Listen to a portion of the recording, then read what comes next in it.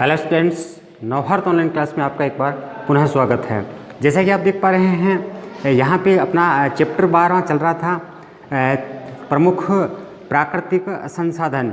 इसके बारे में हमने पिछली कक्षा में पढ़ा था और उसी को निरंतर रखते हुए आज एक नए टॉपिक के साथ फिर प्रस्तुत हैं, जिसका नाम है वन्य जीवों के विलुप्त होने के कारण। वन्य जीव किसे कहते हैं? वनों में पाए जाने वाले जीवों को वन्य जीव कहते हैं। जैसे शेर, इसके अलावा विभिन्न प्रकार के जो जानवर होते हैं जैसे हिरण है, और आपके इनके विलुप्त होने के जो मुख्य कारण है वो आपको आज हम बताएंगे। इसमें पहला जो रीज़न है वो है प्राकृतिक आवासों का विलुप्त होना। प्राकृतिक आवासों का विलुप्त होना, ये इसका पहला रीज़न है। प्राकृतिक आवास, वन्य जीवों के लिए प्राकृतिक आवास क्या होंगे? वन होंगे जो विलुप्त हो रहे हैं, जिसकी वजह से प्राकृतिक रूप से वन्य जीव है वो भी धीरे धीरे नष्ट होते जा रहे हैं। तो इसमें क्या होता है? प्रमुख कारण है ये प्राकृतिक आपदाएं, जैसे ज्वालामुखी विस्फोट, भूकंप, सुनामी आदि इसके कारण है। इसमें प्रमुख कारण है प्राकृतिक आवासों का नष्ट होने में प्राकृतिक आपदाएं, जैसे ज्वालामुखी है, उसके अलावा आपके भूकंप है, सुनामी है ये। और अन्य कारण जो है वो है जनसंख्या वृद्धि के कारण मनुष्य ने आवास, कृषि और उद्योग के लिए वन भूमि का उपयोग किया, जिससे जीवों के आवास पर संकट उत्पन्न हो गया। इसके अलावा दूसरा जो है वह है वृहद जल परियोजनाओं से वन भूमि पानी में डूबती गई। बड़ी बड़ी जल परियोजनाएं जो होती है उससे जो ज़मीन होती है, वन्य भूमि होती है वनों वाली, वो पानी में डूबती गई, जिससे वन्य जीवों के आवास में ह्रास होने लगा। और जंगलों में खनन कार्य किया जाता है और अम्लीय वर्षा, ये कुछ कारण है जिसकी वजह से प्राकृतिक आवास नष्ट हुए। एसिड रेन किसे कहते हैं आपको पता है? विभिन्न प्रकार के प्रदूषक वायुमंडल में पहुंचकर एसिड बनाते हैं। वो एसिड फिर पानी के रूप में ज़मीन पे बरसता है, पानी के साथ घुलित अवस्था में, जिसकी वजह से ये वन्य जीवन जो है उसको बहुत क्षति पहुँचती है। उसके बाद में अगला जो है वो है समुद्रों में तेल टैंकरों से तेल का रिसाव जो है वो समुद्री जीवों के आवास को नष्ट कर रहा है। अगला है ग्रीन हाउस प्रभाव के कारण पृथ्वी के आसपास का वातावरण कैसा होता जा रहा है? गर्म, जिससे जैव विविधता लगातार नष्ट होती जा रही है। ग्रीन हाउस इफेक्ट आपने पढ़ा होगा। ग्रीन हाउस प्रभाव जिसको कहते हैं, ग्रीन हाउस इफेक्ट जिसको कहते हैं। तो इसकी वजह से लगातार क्या हो रहा है? जैव विविधता नष्ट हो रही है, क्योंकि पृथ्वी का टेम्परेचर इसकी वजह से निरंतर बढ़ता ही जा रहा है। और फिर दूसरा जो कारण है वो है वन्य जीवों का अवैध शिकार।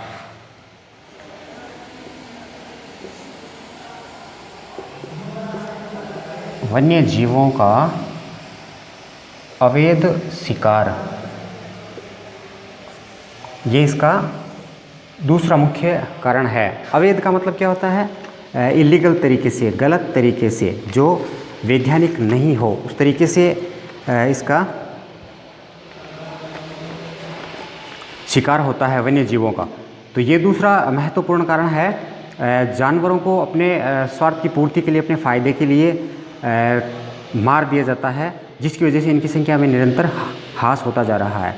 तीसरा जो रीज़न है वो है प्रदूषण। वन्य जीवों के विलुप्त होने का तीसरा कारण क्या है? प्रदूषण। विभिन्न प्रकार के प्रदूषण की वजह से वन्य जीव जो है वो विलुप्त होने की कंडीशन में पहुंच चुके हैं। और इसके बाद में जो चौथा कारण है वो मानव तथा वन्य जीवों में संघर्ष। चौथा कारण है इसका मानव तथा वन्य जीवों में संघर्ष, ये चौथा कारण है। मनुष्य और वन्य जीवों के बीच में आपस में संघर्ष होता है। जैसे शिकार करने के लिए मानव जो है और वन्य जीवों के बीच में संघर्ष होता है। इसके अलावा हमें विभिन्न प्रकार के पदार्थ चाहिए होते हैं जो हमें जीवों से मिलते हैं, वन्य जीवों से प्राप्त होते हैं। इसके लिए हम उनका जो है वो गलत तरीके से शिकार कर लेते हैं, जिसकी वजह से भी उसकी संख्या में निरंतर जो है कमी होती जा रही है। फिर है वन्य जीवों की सुरक्षा के लिए 1972 में वन्य जीव सुरक्षा अधिनियम बनाया गया था। वन्य जीव सुरक्षा अधिनियम वन्य जीव सुरक्षा अधिनियम 1972 कब बना था ये? 1972 में। और विश्वव्यापी चेतना के कारण पूरे विश्व में वनों को, वन्य जीवों को बचाने के लिए चेतना जागृत हुई, जिसकी वजह से 1948 में प्रकृति संरक्षण के लिए एक अंतर्राष्ट्रीय संस्था का गठन हुआ, जिसको शॉर्ट में हम बोलते हैं IUCN। कब बनी ये? 1948 में। अंतर्राष्ट्रीय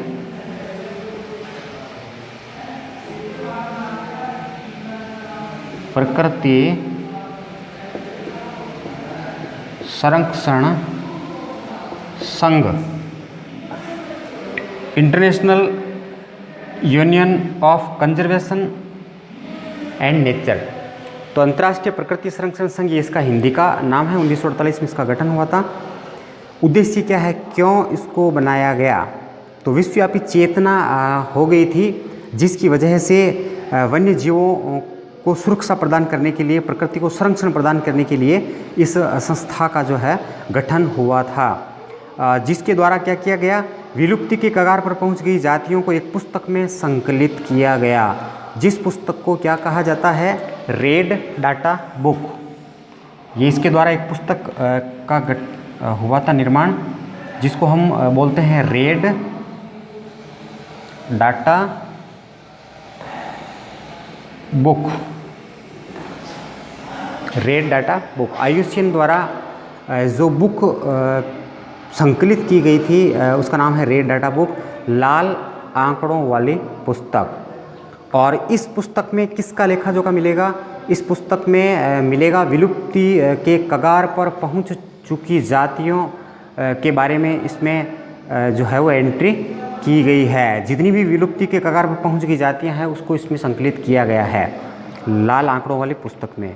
और IUCN ने और क्या किया, IUCN ने जातियों को विभिन्न जो जीव जंतु की जातियां हैं उसको 5 वर्गों में डिवाइड किया था। IUCN के हिसाब से जो जातियां हैं, जितनी भी जातियां हैं वो कितनी कैटेगरी में उसको डिवाइड किया जा सकता है? 5 कैटेगरी में। समस्त जातियों को 5 कैटेगरी में उन्होंने डिवाइड किया था।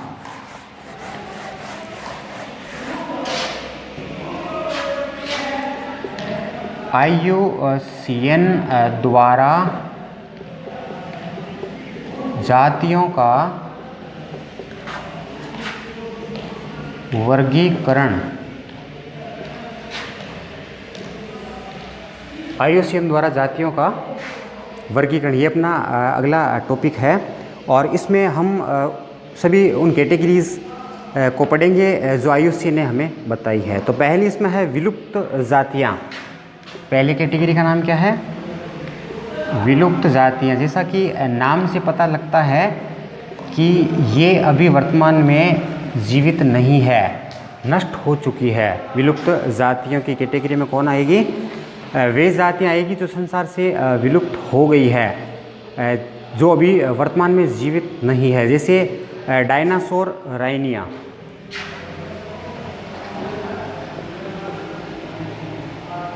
डायनासोर और राइनिया पादप है, और डायनासोर जीव थे जो बड़े आकार के जीव हुआ करते थे, और सरीसृप रेप्टाइल्स कैटेगरी में आते थे, अभी विलुप्त हो चुके हैं। दूसरा है इसमें संकटग्रस्त जातियाँ।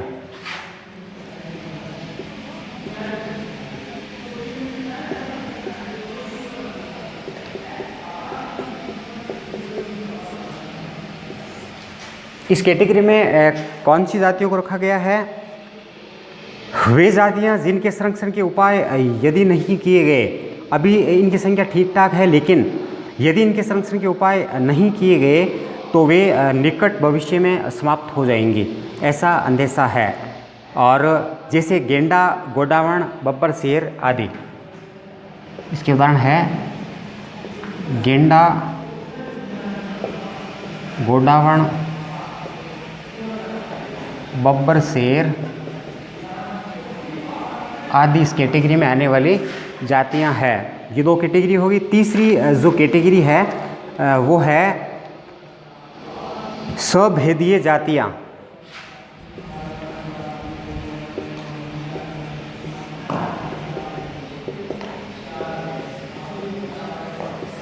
सभेदीय जातियां, ये जो कैटेगरी है इसमें कौन सी जातियां आएगी बता रहे हैं। वे जातियां जो शीघ्र ही संकटग्रस्त होने की स्थिति में है, अभी इनकी संख्या काफ़ी अच्छी है, परंतु ये बहुत जल्द संकटग्रस्त की कैटेगरी में, सेकेंड वाली कैटेगरी में आ सकती है। तो इस तरह की जातियों को क्या कहेंगे? सभेदीय जातियां। फिर दुर्लभ जातियां।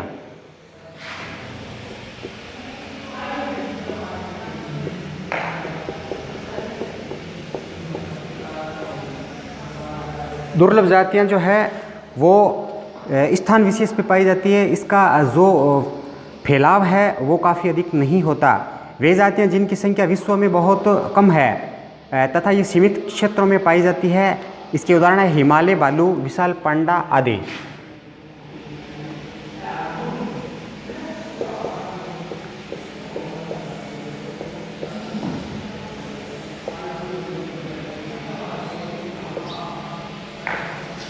ये विशेष क्षेत्रीय प्रजातियां होती है जो स्थान विशेष पे पाई जाती है।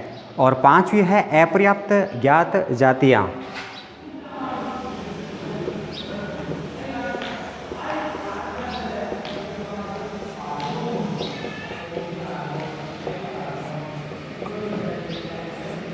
अपर्याप्त ज्ञात जातियां, ये 5वीं और लास्ट कैटेगरी है। जैसा कि नाम से ही पता लग रहा है कि वे जातियां जो पृथ्वी पर है लेकिन इसके वितरण के बारे में अधिक पता नहीं है, तो ये इस कैटेगरी में आती है, जिसके बारे में विस्तार से भी कुछ कहा नहीं जा सकता। ये इसके वितरण कहाँ कहाँ फैली हुई है इसके बारे में भी ये नहीं बताया जा सकता। तो इस तरह है कि ये कैटेगरी है। तो ये 5 कैटेगरी IUCN ने दी थी अंतर्राष्ट्रीय प्रकृति संरक्षण संघ ने। अगला हम पढ़ेंगे वन्य जीव संरक्षण के लिए कुछ सुरक्षित क्षेत्र स्थापित किए गए हैं जो निम्नलिखित हैं। वन्य जीवों को सुरक्षा प्रदान करने के लिए कुछ ऐसे क्षेत्र बनाए गए हैं जहां पे इनको संरक्षण प्रदान किया जा सके। तो वो कौन कौन से हैं बता रहे हैं।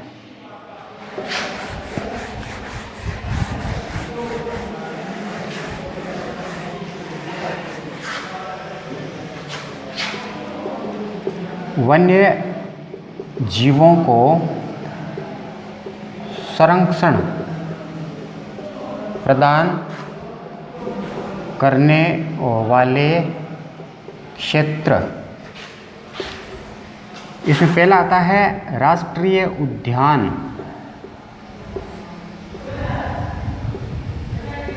नेशनल पार्क जिसको कहते हैं, राष्ट्रीय उद्यान या नेशनल पार्क जिसको कहते हैं।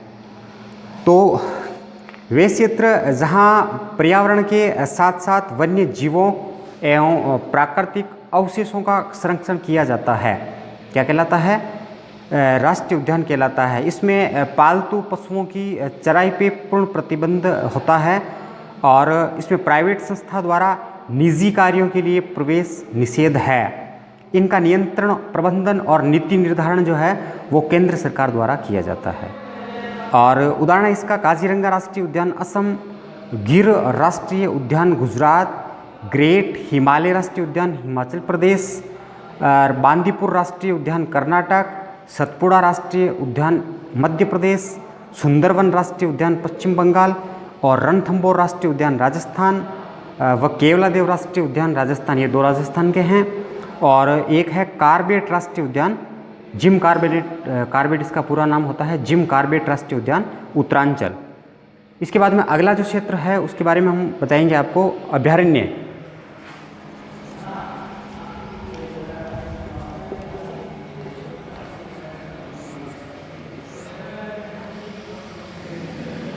दूसरा है अभयारण्य, सेंचुरीज बोलते हैं इसको इंग्लिश में।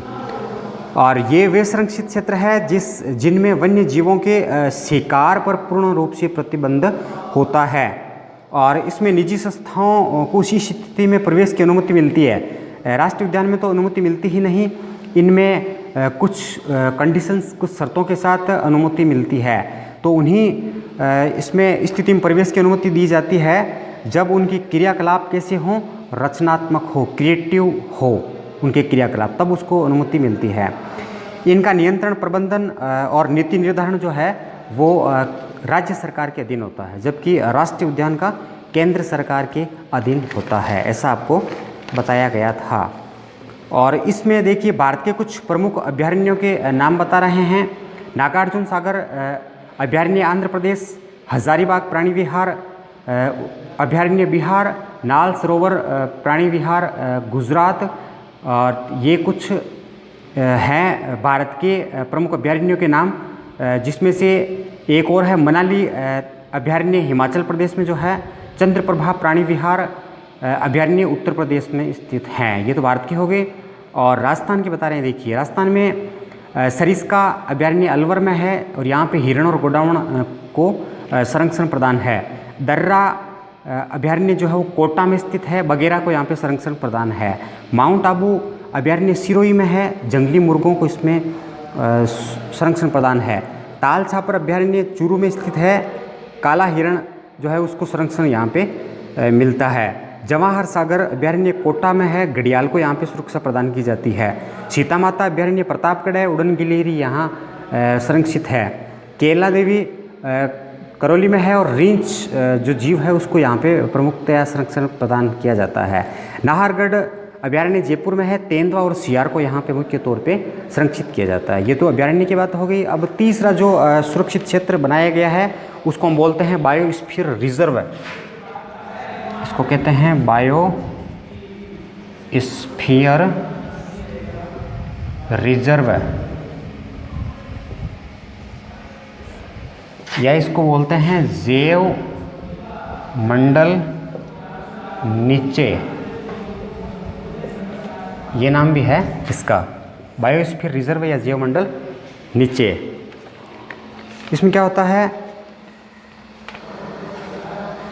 वे प्राकृतिक क्षेत्र जो वैज्ञानिक अध्ययन के लिए शांत क्षेत्र घोषित हैं वो कहलाते हैं बायोस्फीयर रिजर्व। भारत में प्रथम बायोस्फीयर रिजर्व जो है वो 1986 में नीलगिरी में अस्तित्व में आया था। 1986 में नीलगिरी प्रथम बायोस्फीयर रिजर्व है। 1986 में नीलगिरी में अस्तित्व में आया था, ऐसे क्वेश्चन पूछा जा सकता है। और अंडमान निकोबार कुछ उदाहरण और बता रहे हैं आपको। अंडमान निकोबार द्वीप समूह जो है वहाँ पे बायोस्फीयर रिजर्व जो है उसका नाम है ग्रेट निकोबार। कर्नाटक और केरल में जो बायोस्फीयर रिजर्व है उसका नाम है नीलगिरी, जो यहाँ पे लिखा था 1986, वो कहाँ पे है, कर्नाटक और केरल।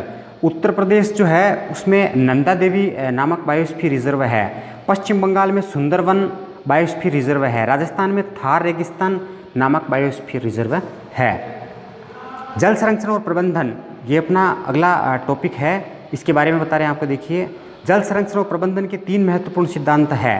पहला सिद्धांत है इसमें जल की उपलब्धता को बनाए रखना, दूसरा है जल को प्रदूषित होने से बचाना, और तीसरा है जल संदूषित जल को स्वच्छ करके उसका पुनः चक्रण करना। तो ऐसा अगर क्वेश्चन पूछ ले कि जल संरक्षण और प्रबंधन के 3 महत्वपूर्ण सिद्धांत लिखिए, तो आप क्या लिखेंगे, ये जो भी आपको बताए गए हैं। फिर है जल संरक्षण और प्रबंधन के उपाय क्या है। जल को बहुमूल्य राष्ट्रीय संपदा घोषित करके उसका समुचित नियोजन किया जाना चाहिए। इसके अतिरिक्त वर्षा जल संग्रहण विधियों द्वारा जल का संग्रहण किया जाना चाहिए। और तीसरा है घरेलू उपयोग में जल की बर्बादी को रोका जाना चाहिए। एक तो उपयोग में लेते हैं, बर्बादी होती है, तो बर्बादी को रोकना चाहिए। और चौथा है भूजल का अतिदोहन नहीं किया जाना चाहिए, आवश्यकता से अधिक उसको यूज़ में नहीं लेना चाहिए। जल को प्रदूषित होने से भी रोकना चाहिए और जल को पुनः चक्रित करके काम में लिया जाना चाहिए। और बाढ़ नियंत्रण के लिए नदियों को परस्पर जोड़ा जाना चाहिए। ये कुछ उपाय है जल संरक्षण से संबंधित। तो उम्मीद करते हैं जितना आपको बताया गया है वो अच्छी तरह से आपने समझ लिया होगा। और इसके लिए जो नोट्स है वो आपको अवेलेबल करवा दिए जाएंगे। आप निरंतर इनको देखते रहिए, अच्छी तरह से समझने का प्रयास करते रहिए। और बाकी जो है जो सूचना आएगी वो आपको बता दी जाएगी। मिलते हैं नेक्स्ट क्लास में।